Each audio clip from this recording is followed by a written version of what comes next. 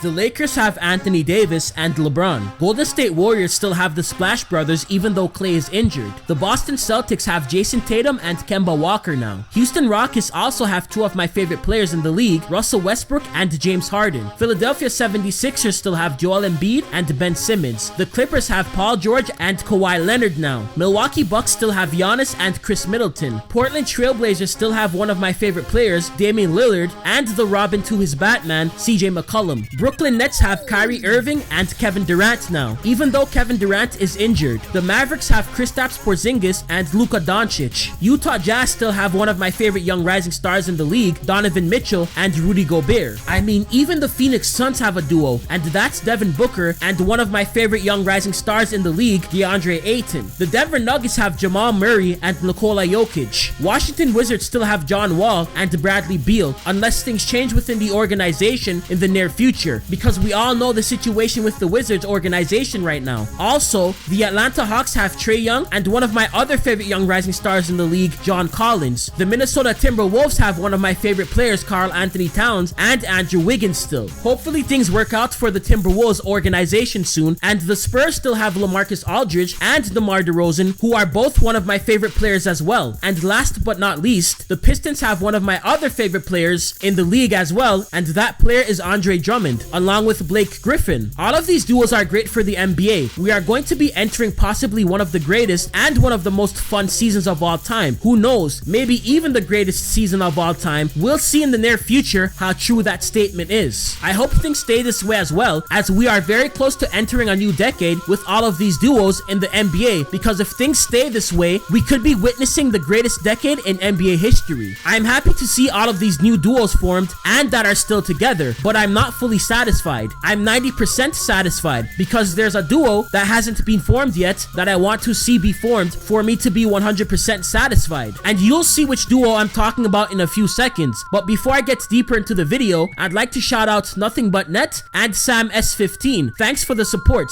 I really appreciate it. And for the other people that didn't get shoutouts that wanted one, I'll shout you out in future videos because I'll only be doing 2 shoutouts per video because I'm getting so many shoutout requests. Also, if you want a shoutout in future videos, let me know in the comment section below. But with all that being said, if you are new to my channel and not subscribed, make sure to subscribe because I drop basketball videos and I cover different topics of the NBA. And don't forget to hit the notification button to get notified whenever I drop a video if you haven't already. And like I always say, once again, it's Third Eye View 195 coming at you with another video. Stay tuned.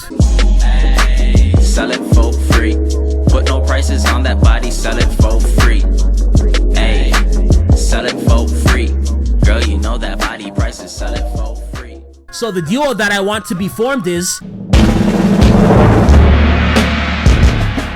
yeah, that's right. I want the pairing of Jamal Crawford and Lou Williams. The Clippers front office needs to reach out to Jamal Crawford because I'm telling you, I know he's 39 and he's almost 40 years old. He's past his prime, but he still has a lot left in him. Just in case no one remembers, because people like to sleep on my dude Jamal Crawford, he scored 51 points against the Dallas Mavericks earlier this year on April the 9th. By doing this, Jamal Crawford became the oldest player in NBA history at 39 years and 20 days old to score 50 points in a game. He surpassed Michael Jordan, who scored 50 or more points at the age of 38 years, 350 days old, back on December the 29th, back in 2001. I know Jamal only averaged 7.9 points per game last season, playing just 18.9 minutes, but if he's given the chance, I believe he can still score more than 10 points per game. Jamal has shown time and time again why he shouldn't be slept on. Just take a look at this picture. It speaks for itself. With Lou Williams, we all know what he can do. Just take a look at this video suggested at the top to see how great Lou is as a sixth man coming off of the bench. I don't even have to go into much detail here. All I have to say is that Lou has the most point totals coming off of the bench in NBA history, and he's tied with Jamal for winning the most Sixth Man of the Year awards in NBA history, and tied with Jamal for the only players to win the Sixth Man of the Year award with more than one team. Take a look.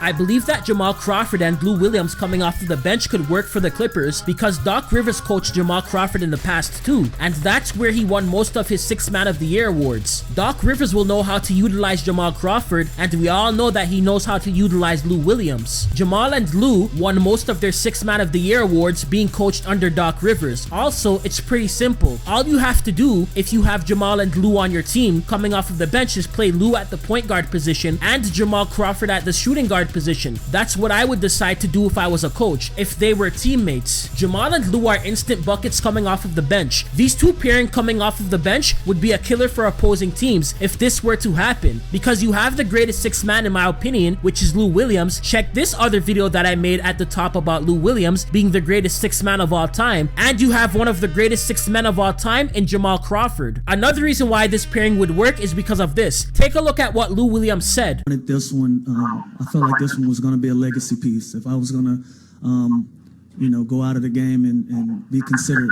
a 6th man, and that'd be my MO.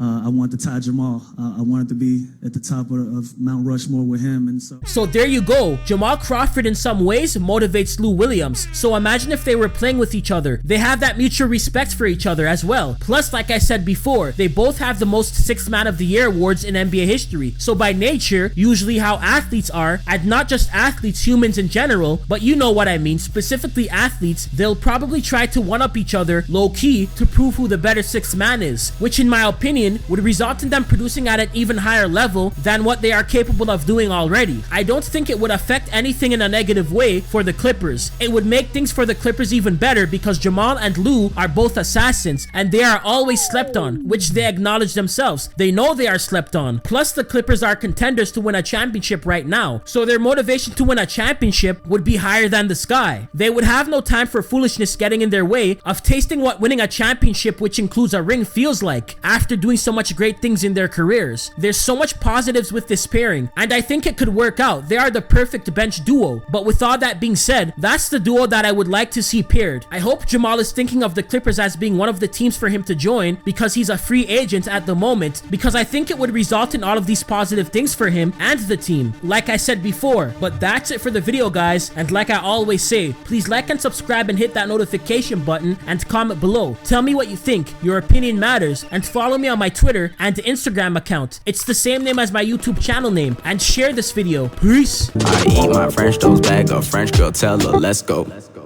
Watch me explode like I'm Mentos mixed with that coke. Moving like a groupie, so I back up pronto. Though you a baddie, I'm gonna split my Uber, go